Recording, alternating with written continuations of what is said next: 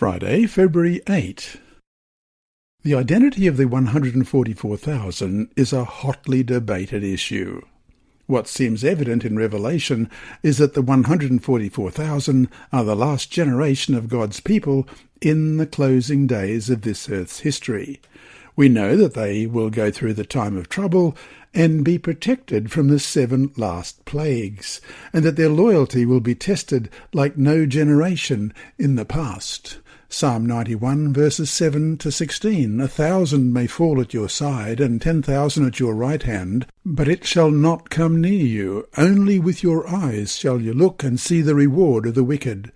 Because you have made the Lord, who is my refuge, even the Most High, your dwelling place, no evil shall befall you, nor shall any plague come near your dwelling. For he shall give his angels charge over you, to keep you in all your ways. In their hands they shall bear you up, lest you dash your foot against a stone. You shall tread upon the lion and the cobra, the young lion and the serpent you shall trample underfoot.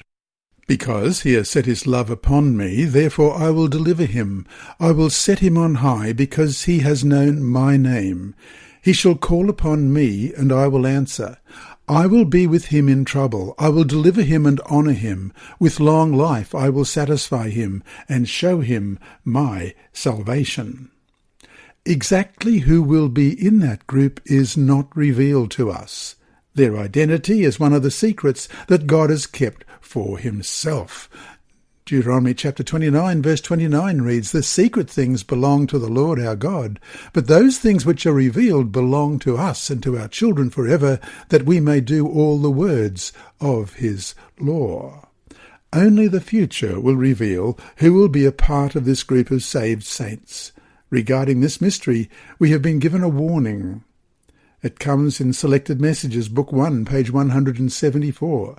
Christ says that there will be those in the church who will present fables and suppositions, when God has given grand, elevating, ennobling truths which should ever be kept in the treasure house of the mind. When men pick up this theory and that theory, when they are curious to know something it is not necessary for them to know, God is not leading them. It is not his plan that his people shall present something which they have to suppose, which is not taught in the Word. It is not his will that they shall get into controversy over questions which will not help them spiritually, such as who is to compose the 144,000. This those who are the elect of God will in a short time know without question. End of quote.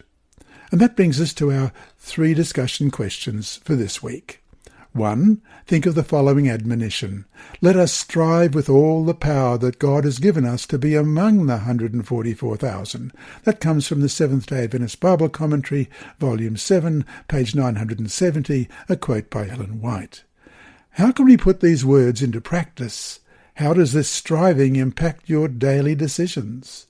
2. An important characteristic of the 144,000 end-time saints is the singing of the new song.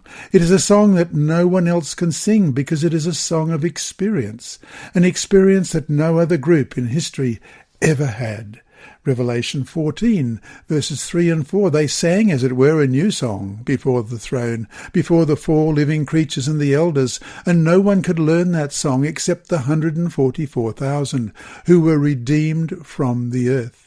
These are the ones who are not defiled with women, for they are virgins. These are the ones who follow the Lamb wherever he goes. These were redeemed from among men, being firstfruits to God and to the Lamb. And Revelation 15, verses 2 and 3. And I saw something like a sea of glass mingled with fire, and those who have the victory over the beast, over his image and over his mark, and over the number of his name, standing on the sea of glass, having harps of God. They sing the song of Moses, the servant of God, and the song of the Lamb, saying, Great and marvellous are your works, Lord God Almighty. Just and true are you always, O King of the saints.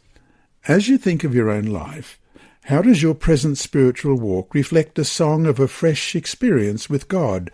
Or does your life reflect your past stale stories of God's works in your life, lacking evidence of present commitment?